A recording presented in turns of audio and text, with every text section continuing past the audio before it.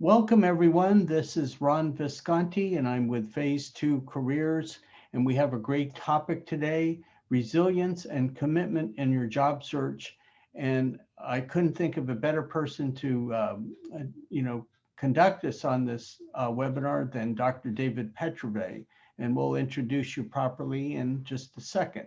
But welcome, everyone. And just if you're new to Phase 2 Careers, we're a nonprofit resource for the over 40 community. We do job search, all kinds of topics, career transition, and we have a site that does small business. So we really are a community of skilled, highly skilled professionals. So do join us in future webinars. And we have lots of great webinars in the next week. Tomorrow we have the art of interviewing with Wayne Rainey. He does a great job. He's a recruiter. And next week we have 4 programs. We have Business Impact. If you want to be a consultant, we'll talk about that and they'll give tips. If you're building your website for small business or personal use, we have a topic on that. We have a job search panel in which we'll have 4 job search experts give feedback to you. And finally, for those in business, we have Google Analytics and Google Ads. So lots of things. If you're not on our mailing list, please join us. So to tell you a little bit about Dr. David Petrove, David, how long have we known each other? Oh, probably 7 years. Yeah, we've known each other. I remember going to that Pete's Coffee and meeting you for the first time, and we just explored things. And Dr. David Petrove, he speaks to lots of different groups all around the Bay Area and beyond. He's a graduate, as he was a graduate of the University of Arizona. He's lectured to different colleges, including University of Pittsburgh, Santa Clara University. I've seen him at the Myers-Briggs, and I know he's an expert at that. I'm a dabbler. He's an expert, though. And he's been on the One Stop Advisory Board. And I could go on, and he wrote a book, which he'll talk about in a moment or two. David, I thought I'd hand it over to you at this point. Thanks, Ron. Well, welcome everyone to our webinar this morning on building resistance and commitment during your job search.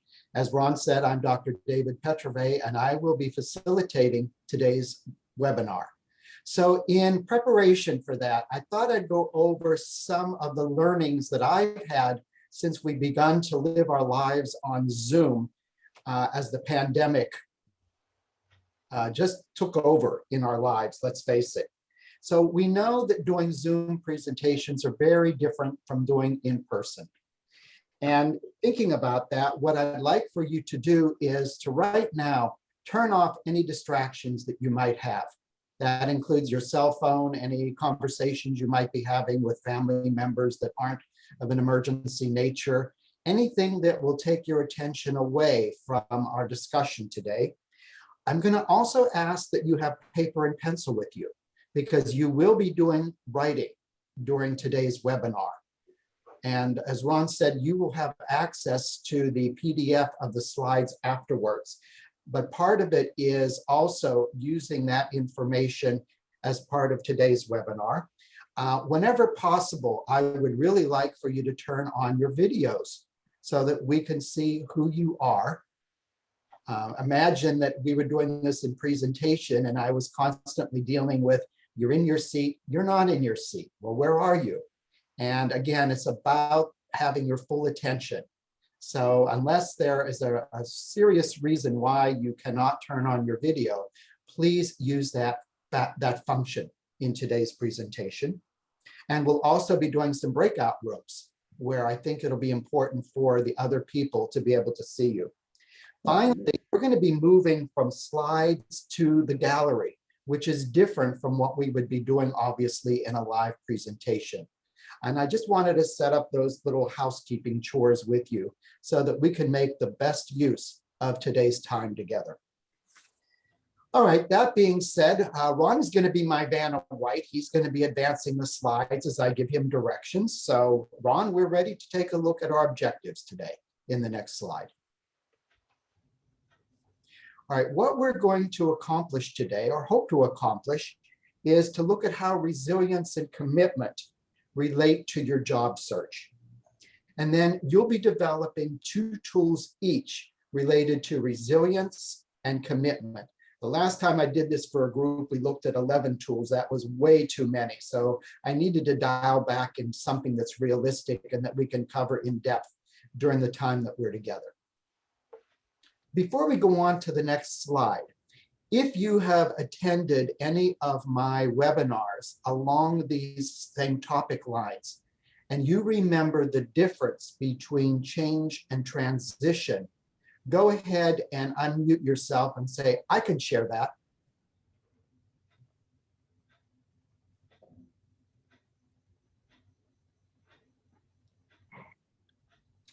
Okay, no takers on that. That's perfectly fine. So I'm going to have Ron advance to the next slide in which we review. So what exactly is the difference in these 2 terms? And they're used interchangeably during conversations. And what we want to know is that we're dealing with change as situational. So what was no longer is. So that could be your change in job status, maybe marriage, your finances, your health. Transition is the psychological response to any of these changes. So for instance, when you're going through a change in job status, what are some of the psychological responses that you would have? It might be anticipation, acceptance, apprehension, could be a number of ways in which you respond. None of them is right or wrong. They're simply what you go through as you make those changes in your life. Okay, Ron, let's go to the next one. All right, here is your first opportunity to participate. So in the chat box, I want you to type in, when you hear the word resilience, what's the first word that comes to your mind? So Ron, open it, let's have them type in the chat box exactly what comes up for you. There's, again, no right or wrong, just the first word that comes to mind instantaneously. Endurance. Endurance. Okay. Kathleen says strength, endurance. Mm-hmm. Stephen says bouncing back. Julie, keep going. Kathleen, patience.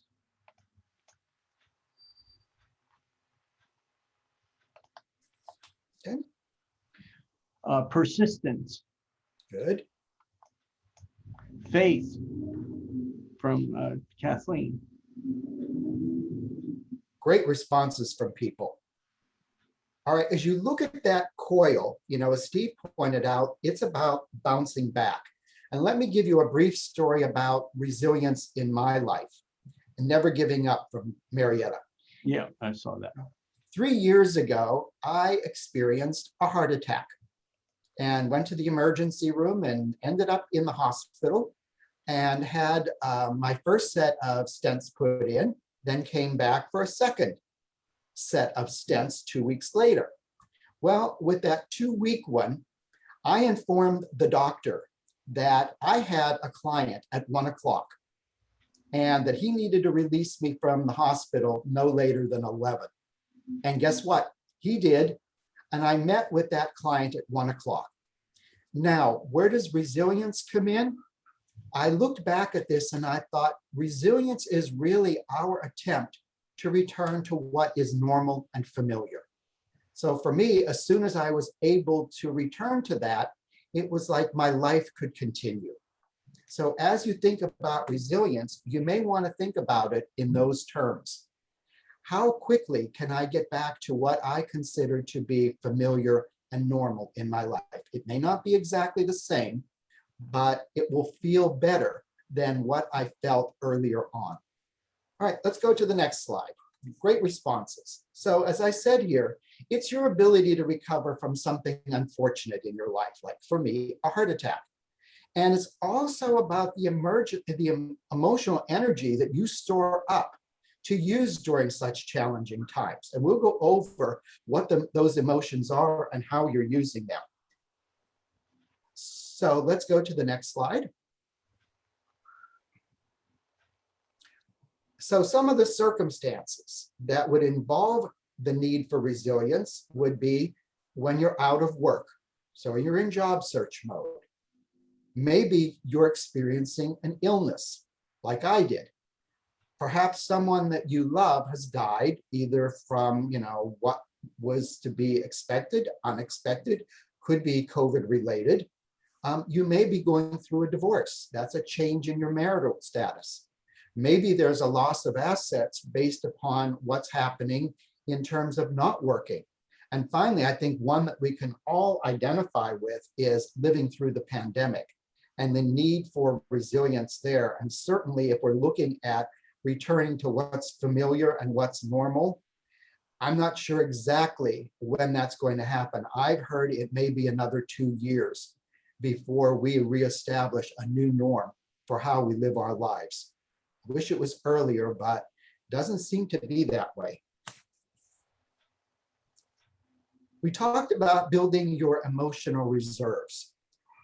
And some people brought up the idea of faith and hope and connectedness. So when you look at these various emotions, okay, we're going to open it up to the gallery. Okay, so if you could do that, Ron, you could open up the gallery. Oh, you want to just, I stop sharing? Yeah, stop sharing from my end. Okay, now I get to see a number of faces. So raise your hand if you'd like to share how you can see these emotions benefiting you during this time in your life, especially if you're in job search mode.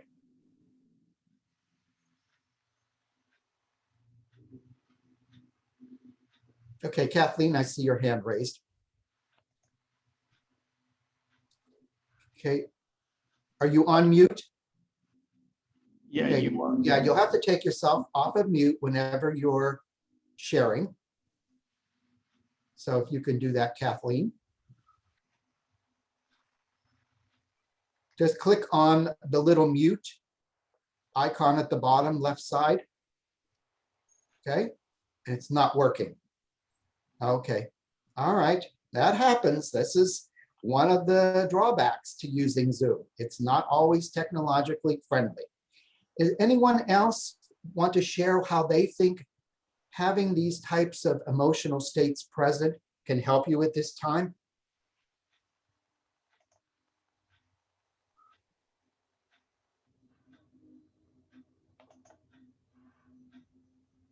Okay, doesn't seem like people are quite sure what this would do for you. Okay, let's take a look then at the flip side of it. So the flip side of having, feeling hopeful is a sense of hopelessness, a sense of resignment to the fact that things are not going to change. So how would those types of emotions be beneficial if they were happening in your life? The idea of having hopelessness, how would they help you to move forward with returning to a state of normalcy? Or would they?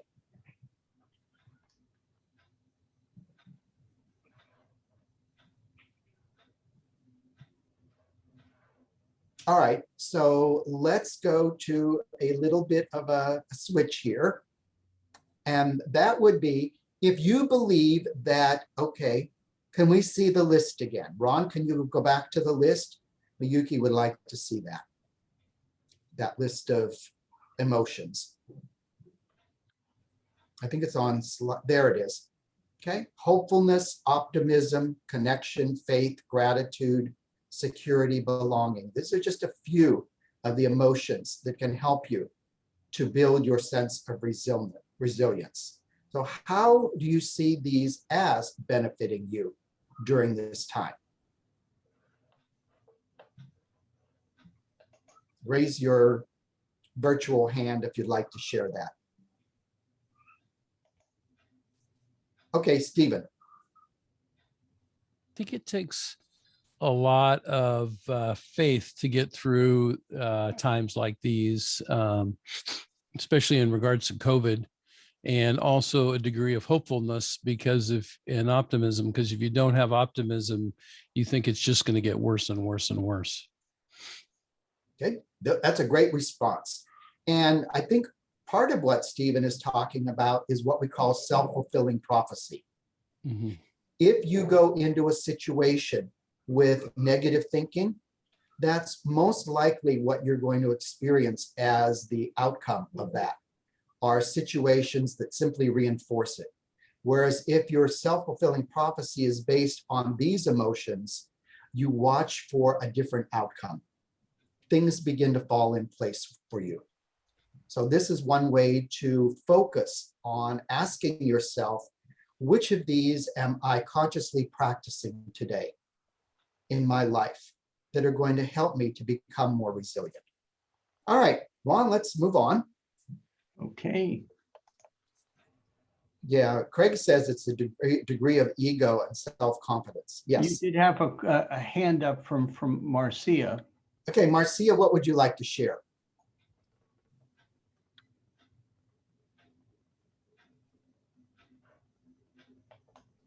Okay, if you need to unmute yourself, go ahead. Unmute yourself, Marcia.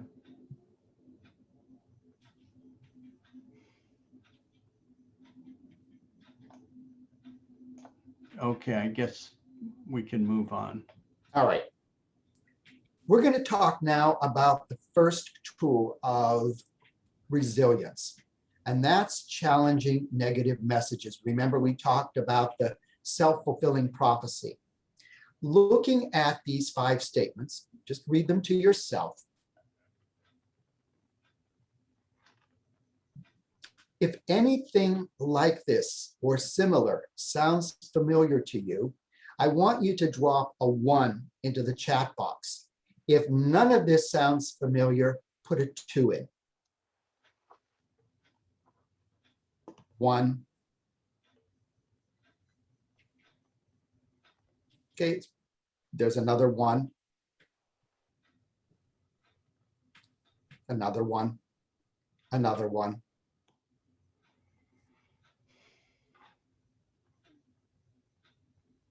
Another 1.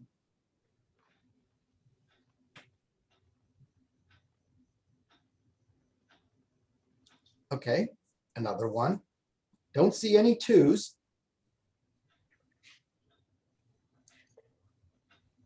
So what this is, okay, Caroline has her hand raised. Caroline, is there something you'd like to say at this time about this? Or is that your vote?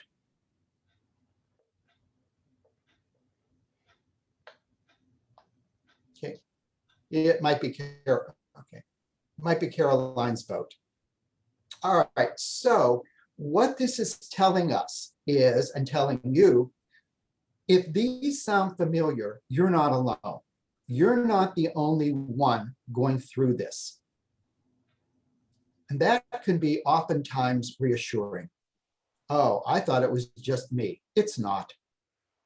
So Marietta, you have your hand raised. Is there something you would like to say about this? If so, go ahead and unmute yourself. Can you hear me now? Yes, Marietta, go ahead. Yes. When I look at all these challenges, what I see is the one at the bottom. That seemed to be the one that really stands out. Because people, when you tell them that what your age is, and it's almost like, well, we're not looking for anyone of your caliber right now, whatever. They would come up with some excuse. Mm-hmm. Right. And part of it is them sharing with you what the culture of their company is. Okay. Our culture is hiring young people for whatever reason. Yes, yes. Now, the interesting thing is when I worked for a nonprofit, what would happen would be young people would come in because it was a drop-in situation, and they were in their 20s. And they were saying the same exact thing. Companies aren't looking to hire someone my age. Why? I have no experience. So there's age sensitivity with companies from both ends. So oftentimes we think it's only with the older worker. Mhm. And as Craig says, isn't that a lawsuit waiting to happen if they said that? They're never going to say it, Craig. Oh, no. Okay. It is just something that if you've done your homework before in vetting out a company that you might be applying for, and you find out that they are more oriented toward hiring youth, what you're going to have to do in that case is position yourself with your strengths. Because even companies that we tend to think of as youth oriented, Mhm. like Facebook, like Google, Mhm. my older clients have been hired by them. And we're talking people over 50. Oh, okay. Why? Because the youth could not provide the expertise that was needed. And Mhm. that's really what companies are hiring. They're Oh, hiring based on a need. And if you can position yourself to convince them that you're the right person to meet that need, they yes. will see you as a serious contender. Okay, thank you. Okay. Yeah, Mhm. Marietta, absolutely. That is a statement that most people in the over 40 age group will focus on, that they're Mhm. not looking to hire. Now, again, there's the self-fulfilling prophecy. If you're not confident in what you have, what you bring to the table, they're going to pick up on that somehow. So it's Okay. about presenting yourself with confidence. It's really knowing who you are and what you can do for them. Okay. And Thank you. and the other piece is, do you know that we can spend up to 80% of our time on negative self-talk? They've done studies around this, and it's what we call ruminating. It's playing the same negative messages over and over again. And as Marietta pointed out, one of the most popular ones is companies aren't looking to hire someone my age. And that becomes your mindset. All right, let's look at what you can do about this. Okay, here's your first exercise. These are the coulda, woulda, shouldas in our lives. What I'd like for you to do is, using your paper and pencil, I would like for you to complete each of the 7 sentence starters. For instance, with I am, rather than I am not, a viable candidate for positions, you say, I am worth hiring. So you want it to be short, sweet, and positive. So go ahead, I'll give you about a minute to just write down the first word or phrase that comes to your mind for each of them. So I'll let you know when that time is up.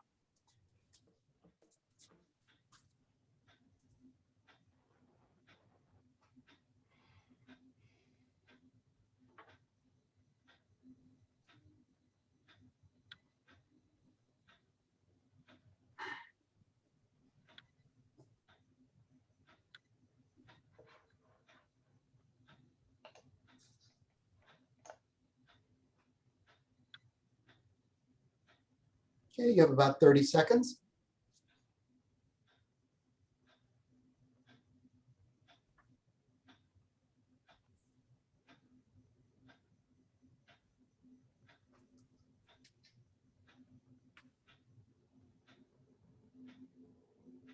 Okay, 10 seconds to finish up.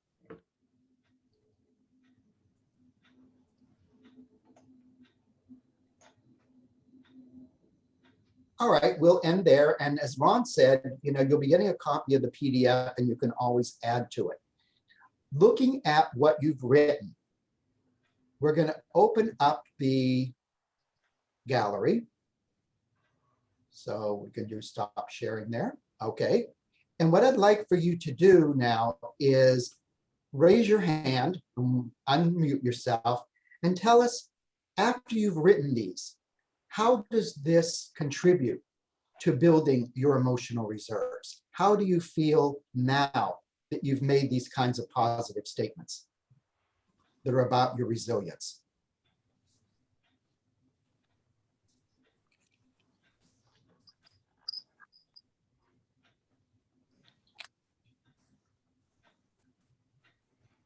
Okay, Kathleen. Hi, can you hear me now? Yes, can hear you now. Terrific. Great. Yeah, I switched to my phone. For some reason, the laptop doesn't work. Okay. These are terrific, phrases to fill out. But what I discovered was how quickly I can go negative. These are positive statements, and I started to go negative, especially next to I should, I ought to, I never. And it was very tempting to immediately go into negative self-talk. And I had to scratch that phrase out and struggle a little bit to find a positive affirmation.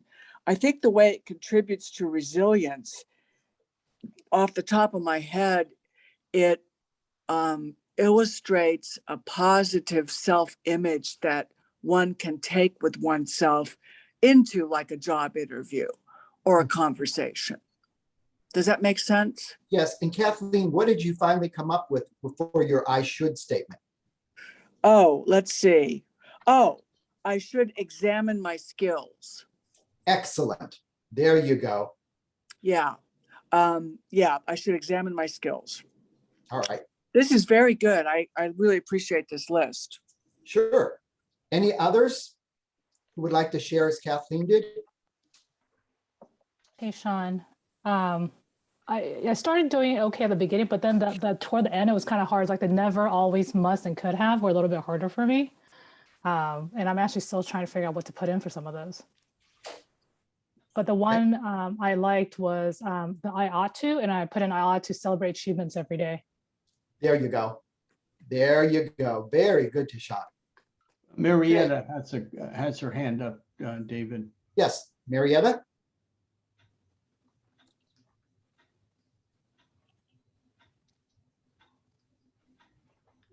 You have to unmute Marietta.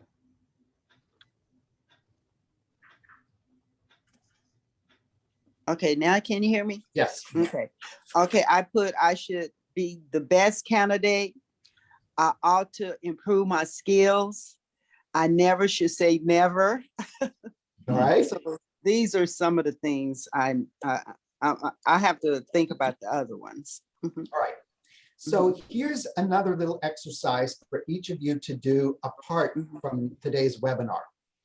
When you have created your 7 statements, choose one of them Okay. and stand in front of a mirror and say it out loud and Okay. watch what your body tells you in response to it. Okay. You'll be able to tell from your feedback how convinced you are about that. As you know, as was pointed out, it's not the easiest thing to do because we tend to go to the negatives. In creating the positives, you're actually rewiring your brain for success. Wow. Okay? The more you do this and the more confident you feel about it, the more you're rewiring yourself to take that attitude into an interview, how you express yourself on your resume, how you talk to people in your network about what your needs are. You'll become much stronger in that. Okay. Yes, Kathleen, you have your hand raised. Thank you. Just a brief comment. It's very, very exciting to hear about the rewiring of the brain, because I have heard from other sources, including one of Ron's guests at one time, talking about the plasticity of the brain and how you can rewire it. And I find that extremely hopeful. And how many of you raise your hand, your virtual hand, if you've heard that it takes 21 days to create a new habit? Raise your hand if you've ever heard that. Okay, lots of hand raising. Well, guess what, folks? That is an error. The person who supposedly made that original statement, someone said, what he said was it can take a minimum of 21 days. It actually, and this is really giving yourself a break on this, anywhere from 33 to about 163 days to change a habit. If we're talking about rewiring the brain. So people who do this for 21 days and say it didn't work, they gave themselves the minimal amount of time for that change to occur. Atomic Habits, absolutely, that's it. Right, and that is a book I recommend by James Clear to everyone to look at that. And we're going to be talking more about what he proposes in his book as we move through into commitment. Okay, great book, Craig says. It is, it's really a great book. Okay, so because of time, let's move on. We're going to talk about going back to the slides.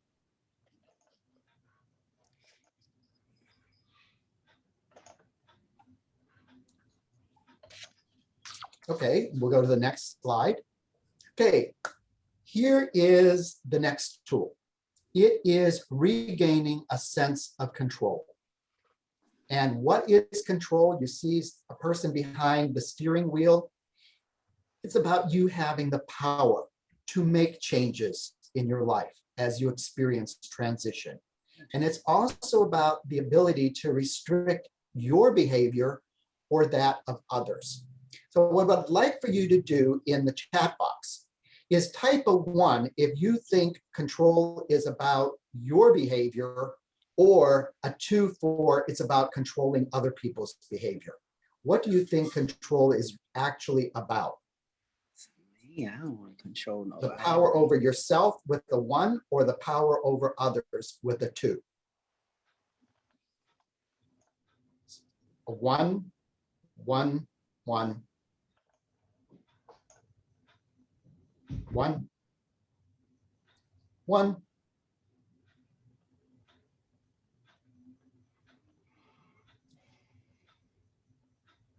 Now it's interesting, I don't see any 2s. And yet we have created a whole system based on controlling the behavior of others. We call that system rewards and punishments. And ask yourself, how effective has that been?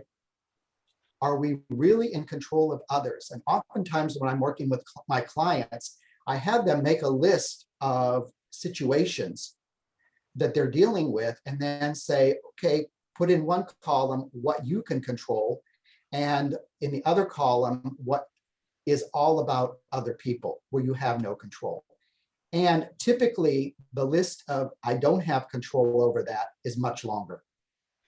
We realize that, oh, what are the things that we do have control over our life? If nothing else, you can control your attitude. Okay, and it's a lot of what we're talking about today with resilience. So let's go to the next slide. And in order to regain that feeling of control, contrary to what we talk about with thinking big, here you want to think small. Believe it or not, and with that idea of atomic habits, that's what he talks about.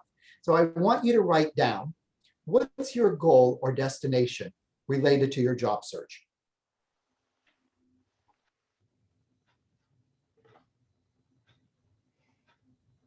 Then ask yourself, what would be the very first small step I could take to reach that goal? The very first thing. For instance, maybe you could make a list of places to find job openings related to what you want. That's all you're doing. Then ask yourself, what would motivate you to take that step? I've given talks before for Ron about internal and external motivators. And there's no right or wrong. Could be that, what's motivating me is that I need money to support myself and my family, and that's perfectly acceptable. Or what's motivating me is an internal desire to be using my skills in a work setting. And then what would keep you from taking that step? What would get in the way? Is there some type of fear or concern that you have? And then what would it take to overcome that? And I think it's really important that you take time after today's webinar to look at these questions and ask yourself about all of this as it relates to control. And, as pointed out earlier, it could be what keeps you from taking that step. It could be your self-talk. It could be, oh, companies aren't hiring people my age. And then what you have to do to overcome that, changing your mindset. All right, let's go to the next slide.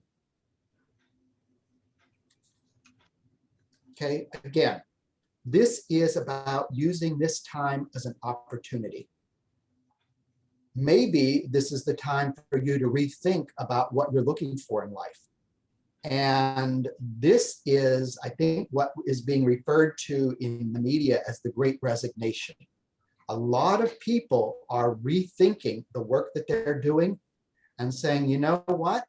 This has not led me to feeling fulfilled. So what would my life be like if I was truly doing what I love? And then what would my support system be for that? If you're dealing with a lot of naysayers who tell you, oh, no, you don't want to do that now. It doesn't mean that you would need to, let's say, resign from your current position today. It could be that you need to build a bridge. And who would be supportive in helping you build that bridge to what you do next in life? So let's just open up the room now, the gallery. Okay, and briefly talk about whether or not this makes sense to you in how you're using this time to build resilience and revisit your job goals and what you can do to achieve them.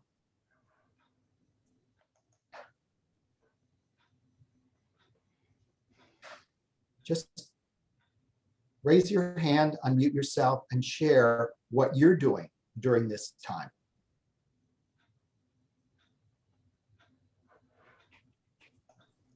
So we have Marietta Okay, Marietta?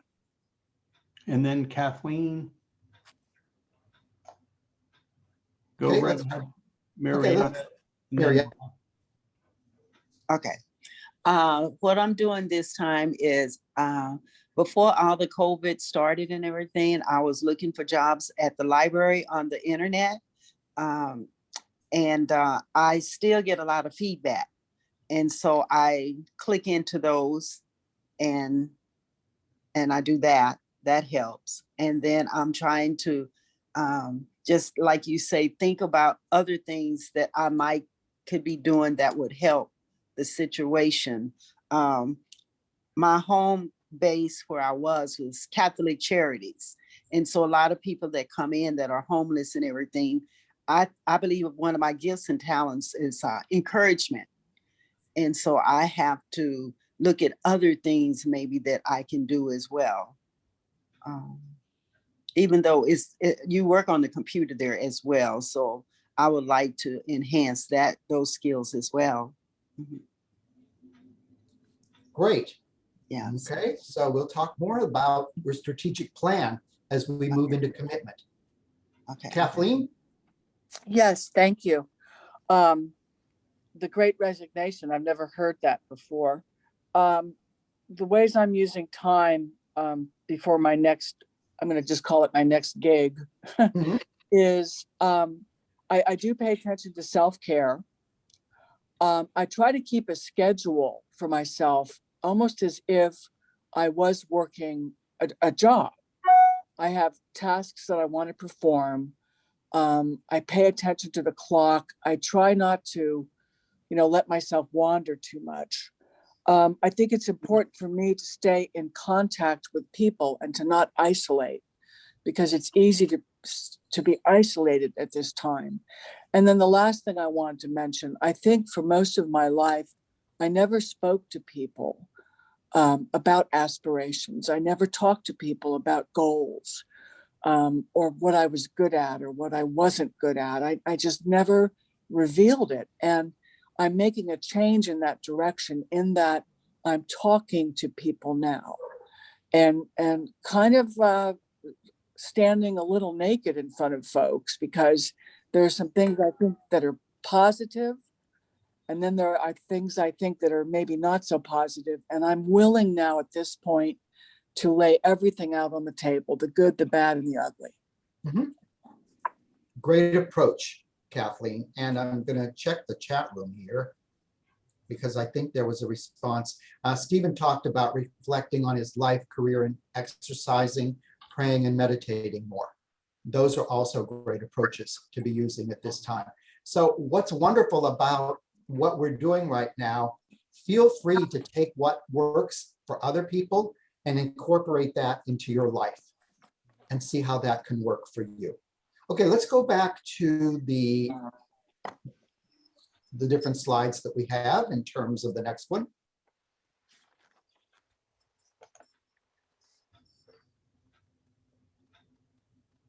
Okay, go to the next slide.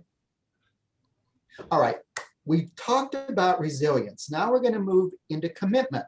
So just like we did with the resilience, I want you to type in the first word that comes to your mind when you hear commitment.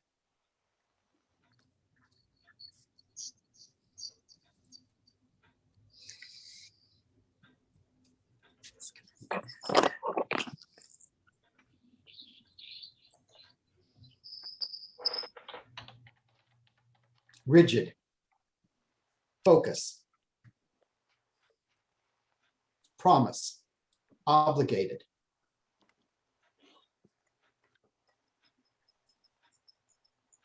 agreement,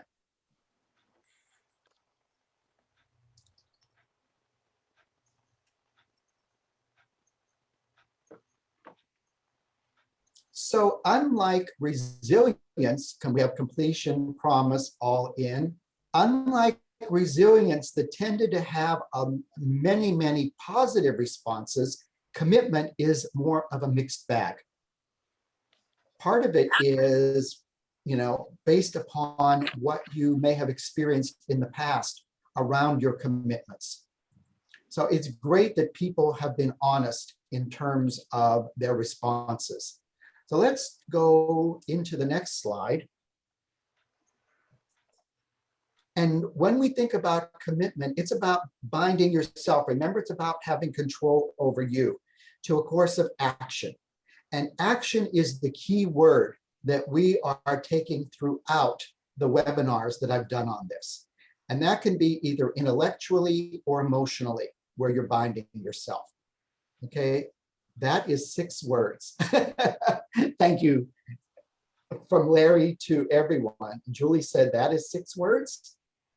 Okay, well, again, it's what the first word is that comes to your mind, and then the definition that we have for it on a more encompassing scale.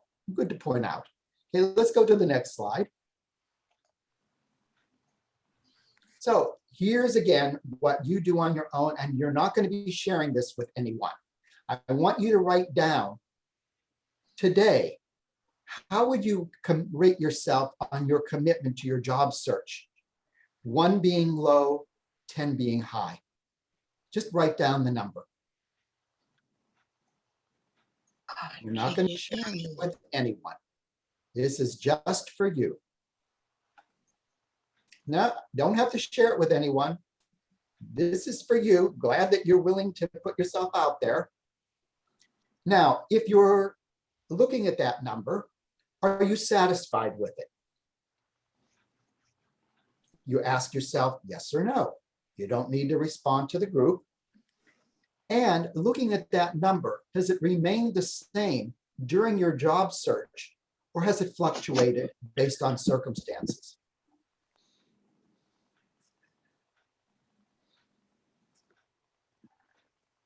Now, here's one where we're going to go back to the gallery.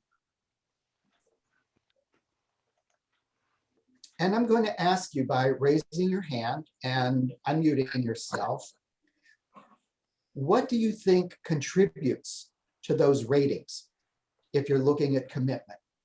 If you notice that your commitment changes, what is part of that? Miyuki? Okay, unmute yourself. Okay.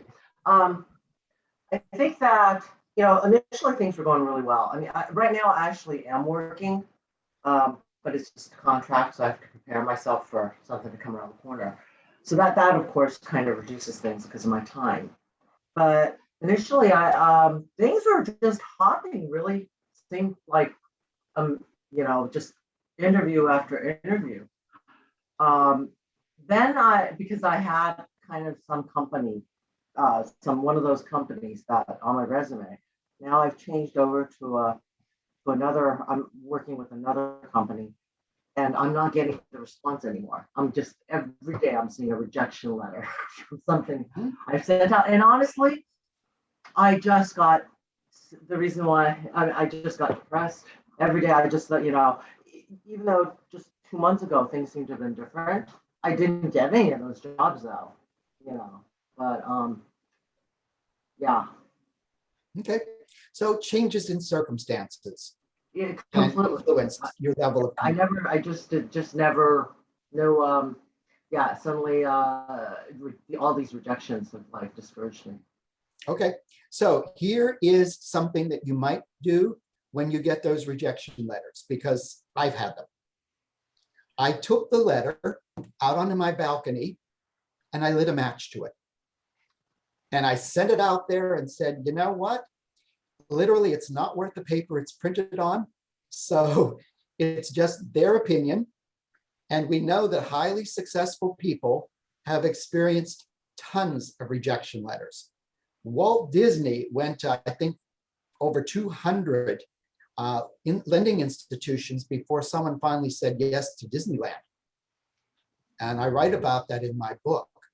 The number of times people have heard no before they received the yes. So resilience and commitment are about working through that. And just using one word, next. It's easier said than done. So it's creating that mindset of this is normal. People do get letters of rejection. And once you get the job that fits you, you actually can go back and in your mind thank them for rejecting you because it led you to where you are today. My letters of rejection have me where I am today doing what I love. Okay. And what I learned was I can't work for another company. I need to work for me. You had a hand from Kathleen. Yeah, Kathleen? Oh, hi. Thanks a lot.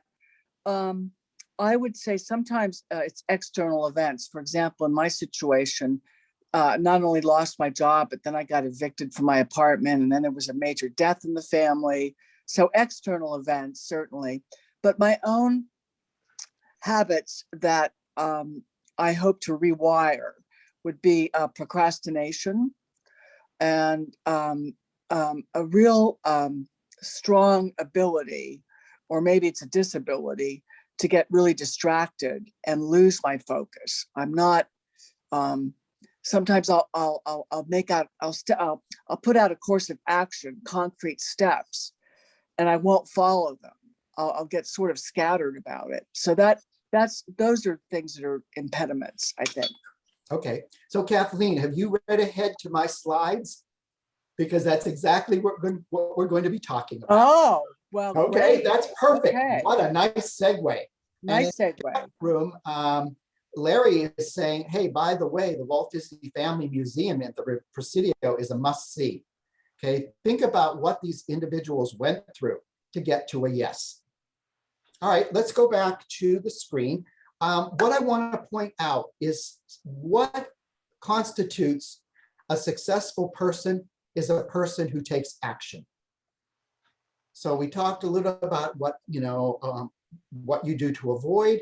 We're also talking about the need to develop discipline, which is your internal sense of controlling your actions to achieve your goals in spite of obstacles and distractions, where the desire to succeed exceeds the temptation to quit. So my brief story around this is related to my doctoral dissertation, which I completed back in 2008. I took 18 years to complete that degree. The university, I think, was going to give me an award for the longest person on record being enrolled in a program. It took me 10 years of classes. Of course, I was working full time. and 8 years to work on my dissertation. Right there, it was the desire to succeed that exceeded the temptation to quit. And I'm sure you've all heard of the people who are ABD, all but dissertation, to where they never acquire their degree. And what my reward was walking down that aisle and physically being handed my diploma. And as I said, I hired a dissertation coach, and boy, was I creative in avoiding what she asked me to do. That was the point at which I didn't really have a desire to succeed, and found lots of obstacles and distractions to have that happen. Okay, let's go on to the next slide.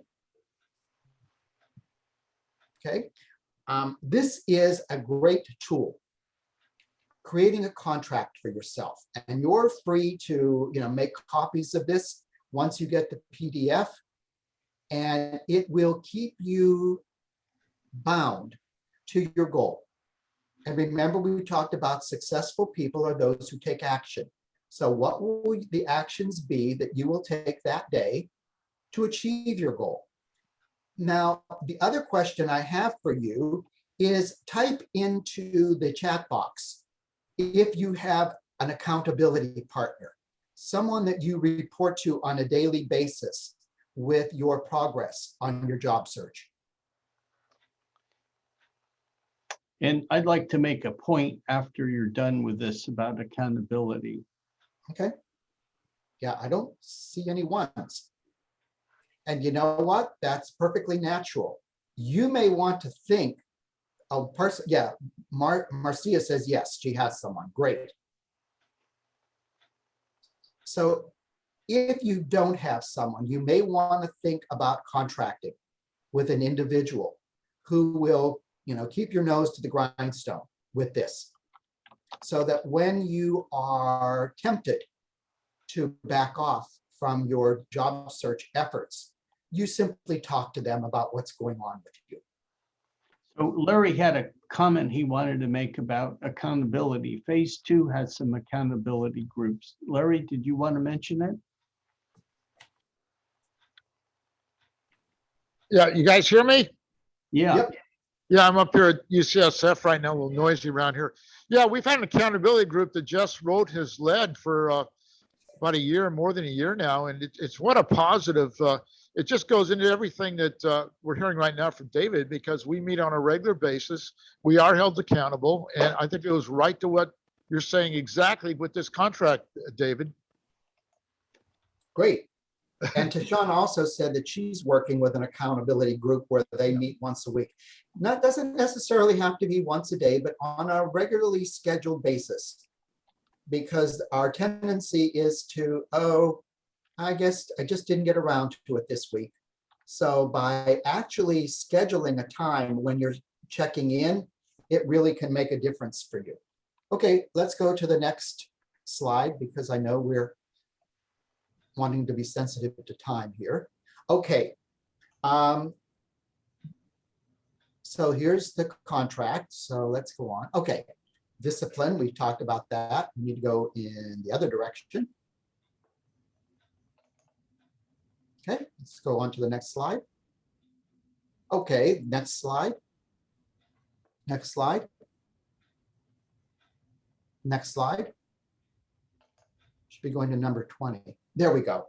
Okay, so this is a, something that I think Kathleen was referring to, where having a strategic plan. Oh, we're not there yet. Okay, but we're moving forward and we're not there yet. Oops. There it is. Nope.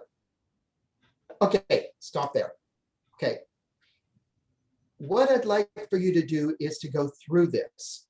And oftentimes we fail to put together a strategic plan. And the questions that are included here are ones for you to consider as you create that plan, which is, breaking it down into manageable steps.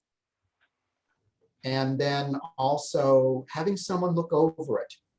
And anytime something new comes your way, how can you incorporate that into your plan? mean, we could do a whole webinar on just creating strategic plans. Okay, let's go to the next one. On staying the course as your final tool. Okay, as Kathleen was pointing out, procrastination. And basically, when we're talking about procrastination, it's voluntary, it's conscious. You're choosing to postpone something unpleasant, even though it's against your better judgment. I love the little, you said tomorrow, yesterday. And the famous, Scarlett O'Hara, tomorrow is another day. You just keep putting it off and putting it off, and it never does get done. Okay, so let's look at procrastination in more depth and how you can deal with it. So, okay, now ask yourself, do you tend to put off tasks that are part of your job search? What do you tell yourself?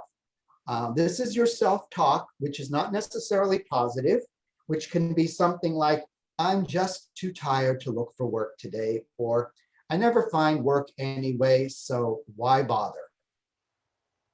What I'd like to do is go back to the gallery and thinking about the kind of self-talk that you might engage in that results in procrastination.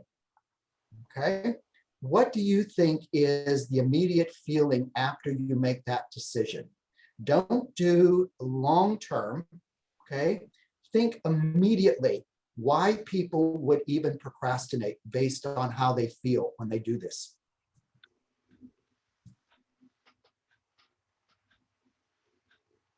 If, okay, from Caroline.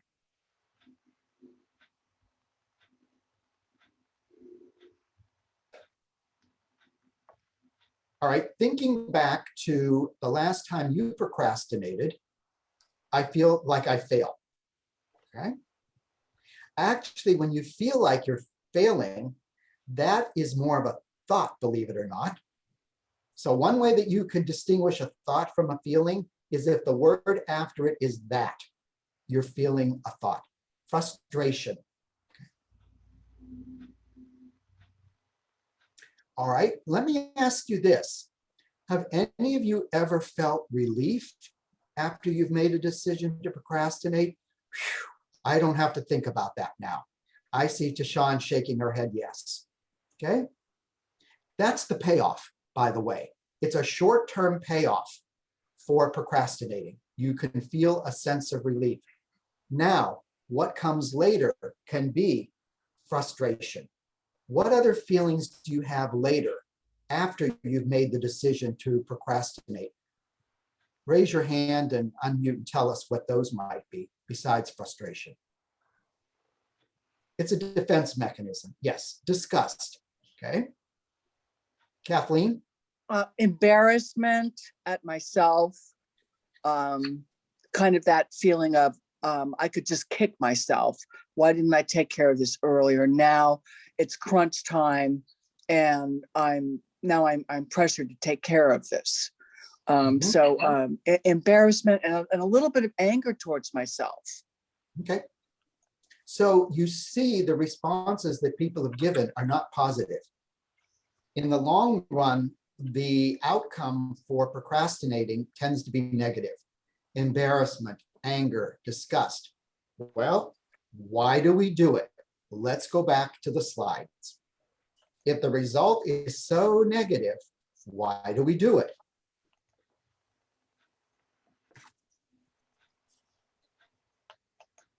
Okay, let's go to why we procrastinate. Sometimes we just lack structure. Remember, we talked about having that strategic plan. There's nothing that we can refer to that will help us move along with this. Let's face it, not everything we do is fun. There are going to be tasks that are unpleasant or boring that need to be done. So ask yourself, can I apply an element of fun, or do I say to myself, how long is this going to take? If it's only 5 minutes, can I endure anything that will get me ultimately to my goal for that time? Am I feeling anxious about it? Is there a sense of worry? Is there a lack of self-confidence? And what can I do to boost that by using one of those 7 sentence starters that we talked about. Kathleen? Yes, sorry to interject. I'm just wondering if a lack of information might be another reason why you procrastinate. I know that that's often the reason why I procrastinate. It's a lack of information. Yes. Yeah.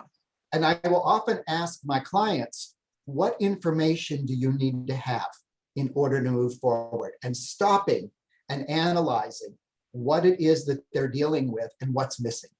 That's a great point. And I'm going to make a counterpoint. Too much information. That's it. You can have too much and not know what to do with it all. Yep.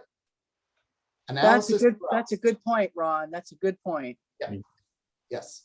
Okay, good. Okay, let's go to the next slide. Okay, how do you deal with it? Okay, let's talk about 2 common fears that are part of procrastination: a fear of failure and a fear of rejection.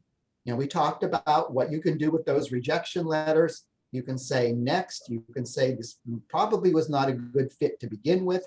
It's time to move on.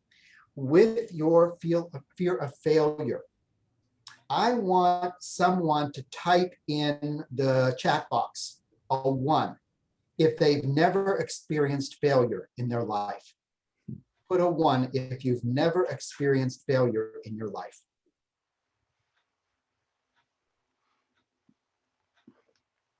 I don't see any 1s.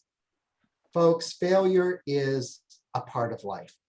Failure is simply moving you forward to the solution.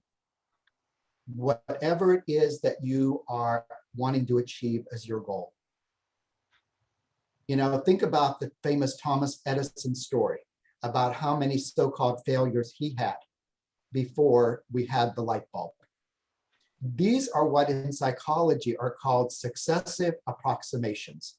They are action steps that you take to get you closer to a desired goal. The next one is just making a list of the tasks. What are the deadlines? What are the rewards going to be? Thinking small. What's the smallest step that you can take that will get you closer to your goal? What's a successive approximation for you? And as was pointed out, spending only 5 minutes on a task, that's atomic habits. And I say to people, set a timer. And when it goes off after 5 minutes, ask yourself, am I done or am I motivated to continue? If you're motivated to continue, set it for another 5 minutes until you get to the point where you say, no, I'm done for today. If you only spent 5 minutes a day on a task, at the end of the week, you would have had 35 minutes that you devoted to this. Think about how much you could accomplish in 35 minutes. Finally, adjusting your environment. Kathleen was talking about distractions. What is it in your environment that may be distracting to you? You know, do you have the television on? Is there something going on where you don't give your full attention to what you need to be doing at that time? We all come up with a great creative list of distractors. You have to identify what yours are and make adjustments around that. And James Clear also talks about that in his book, if you're wanting to achieve a goal. So remember, procrastination is the great enemy of discipline and commitment. And Kathleen says clutter. And it's interesting, you know, when we look at clutter, can that be our excuse for not doing something? Oh, I need to clean that up right now. Well, if it's what you're using to distract yourself, maybe you need to spend a certain amount of time cleaning up. And then say, okay, now I'm ready to give my full attention. So in staying the course, you want to think about yourself as a project manager. And your project is to develop and implement a plan to achieve your goal, whatever that is, most likely being hired. You want to include your resources, your finances, the benchmarks, the steps that will show your progress, along with the deadlines. And keep your deadlines flexible. We know that, the rest of the world doesn't always cooperate with that. Okay, let's go to the next slide.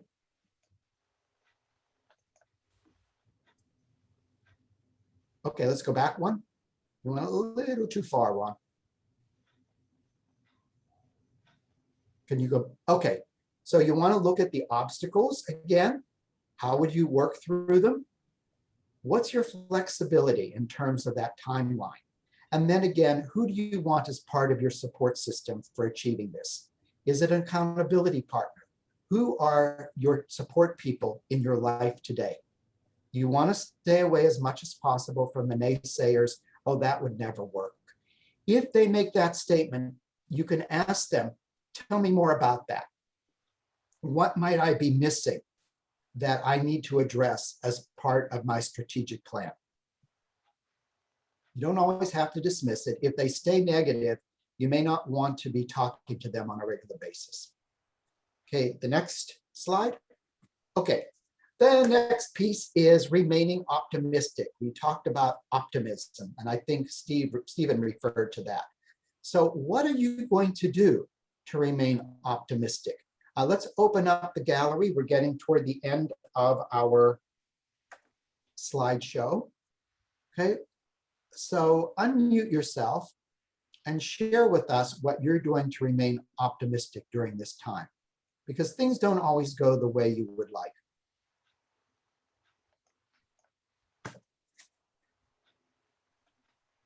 Stay focused. Staying focused. Thank you, Caroline.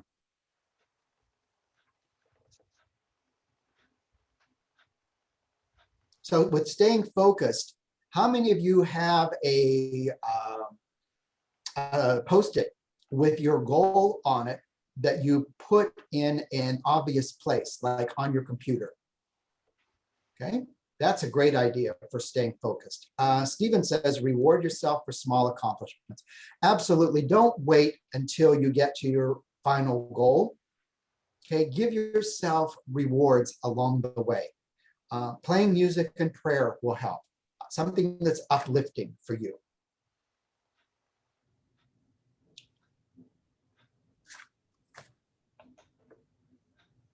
Okay, focus on the time you have succeeded.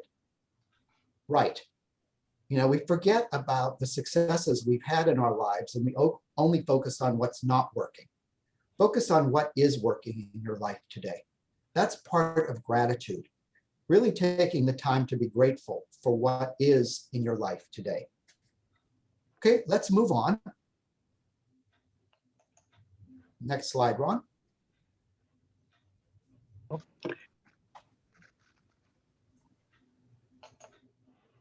Okay, let's go to the next slide. Okay, here's where we are going to go into breakout rooms. Oh, go back one, Ron.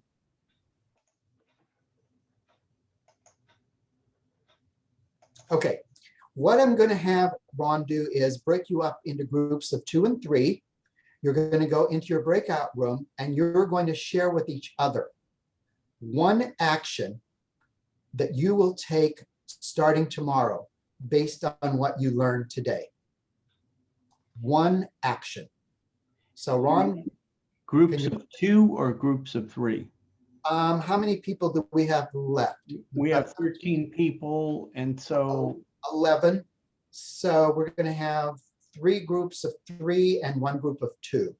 okay. So I'll do groups of 4 breakout rooms, and then we'll switch around if we have to. Okay, sounds good.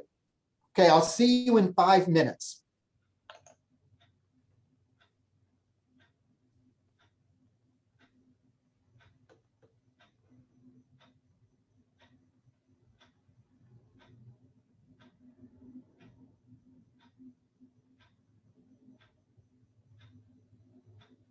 Looks like everyone has joined. Great.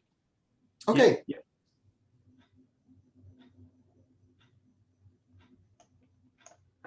How are we doing, Ron?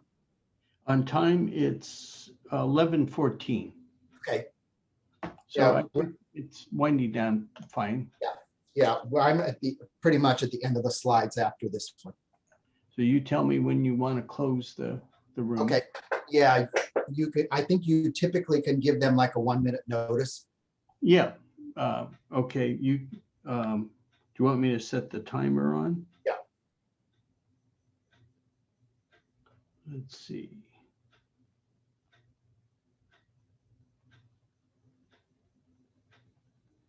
You tell me when you, maybe after a minute, I could give them a minute. Yeah, so we've already used up a minute. Okay, I'll put it in the broadcast room.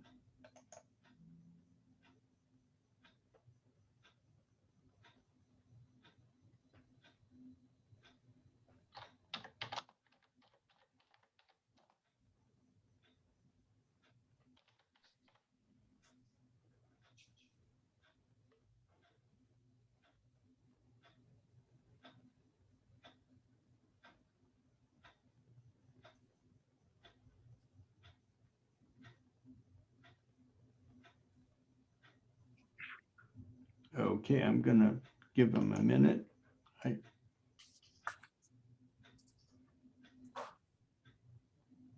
Wow.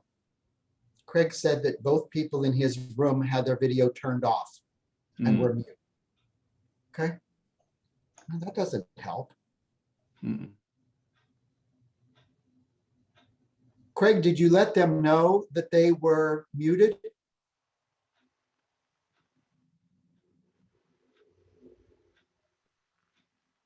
Oh, okay. Okay, so I'm gonna close the rooms in about 10 seconds.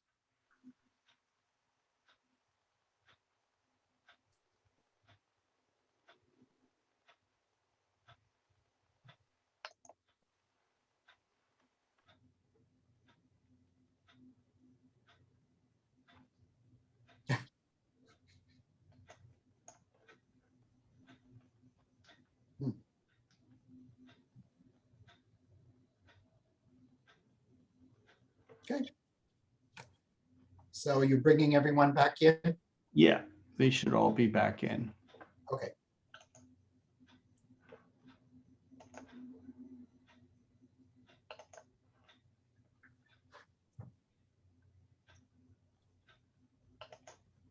Okay. Well, knowing that successful people are those that take action, hopefully you've all come up with an action item. So raise your hand if you have identified what your action is going to be for tomorrow. We don't need to know what it is. Okay, I see one hand up. What's the action that you're going to take? 2 hands, 3 hands, 4 hands, 5, 7, 8.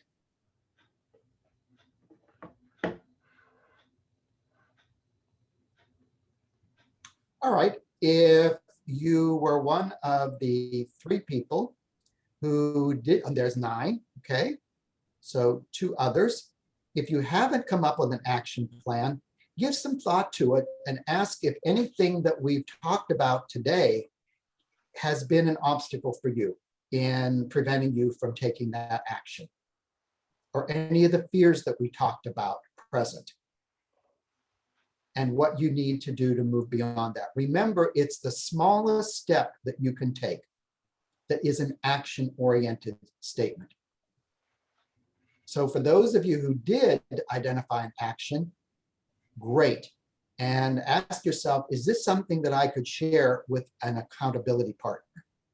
And as Craig talked about, when negativity creeps in, yes, that rubber band on the wrist technique is what we call a thought stopper. So people will actually wrap a rubber band around their wrist, and when they have a negative thought, they snap it. And it just brings them back into the reality of, oh, I'm thinking negatively. How can I turn that around using one of my 7 sentence starters to focus on the positive? Folks, remember I said about 80% of our time is spent with negative self-talk. You don't need to judge yourself for it. Just recognize that it's going on. And then use a conscious effort to make that change. Because remember, you're going through the process of rewiring. And even after 163 days, you may still have a negative thought. They're probably going to be fewer. They're not going to be as strong, and you'll have a technique for addressing them. So Marietta says, turn off the TV. Yep, that is something that I recommend. If you're focused on what's going on in the world around you, it can generate fear. Yeah, I like the idea, Miyuki says, of finding an accountability partner. Yep, that may be one of the steps that you take. And by the way, Miyuki, follow up with an email, because I'd like to start another accountability group. If we get some more, I'll start another group. Very good. Okay, let's go back to our slides. We're finishing up. Thank you, everyone, for staying with us during this time. We're in the last few minutes. Okay, next slide. Okay, so looking at our objectives. Go back, Ron. Okay, type of 1, if you think that we met the objectives today, were you able to look at how resilience and commitment are involved in change and transition? Do you now have 2 tools in each of these areas that you can incorporate into your job search? A 1 if we've done that, 2 if we haven't.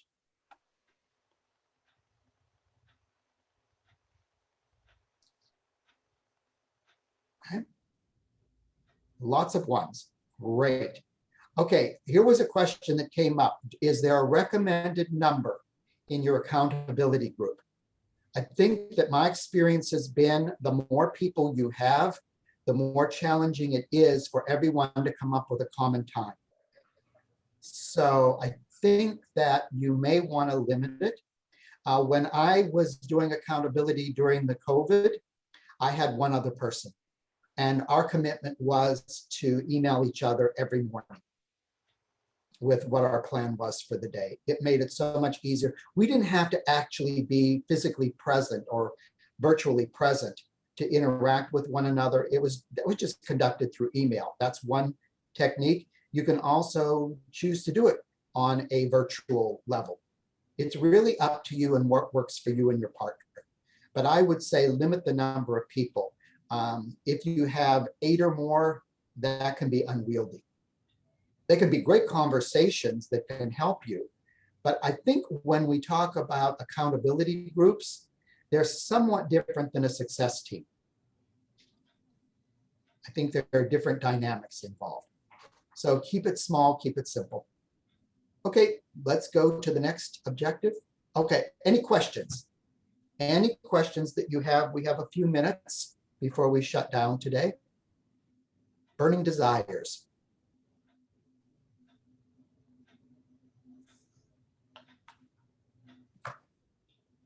Or did we address everything? Oh, okay. So Ron has already forwarded to, here's how you can contact me. And I'm available to talk. The name of my book is Life Between Jobs. There it is, Out of Work, Not Out of Worth. And it addresses resilience and commitment in 2 separate chapters. And it provides exercises. And I want to thank Larry for spearheading that whole concept that became a book.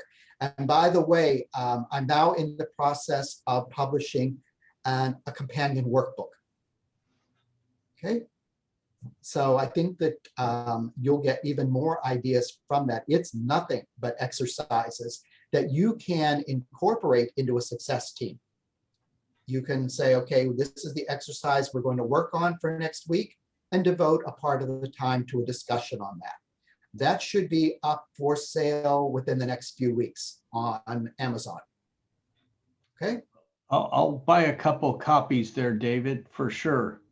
Okay. So, well, I want to thank David for always giving a great presentation, and really what he's talking about is really should be the first step in starting a job search, resilience. It's a great topic. And another related topic is tomorrow we're talking about the art of interviewing. So we still have room. We should have a nice crowd for that. That's at 10 o'clock.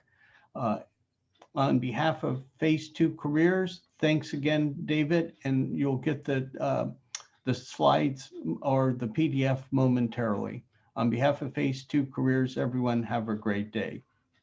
Okay, goodbye, everyone. All the best to you in your job search. Thank you so much.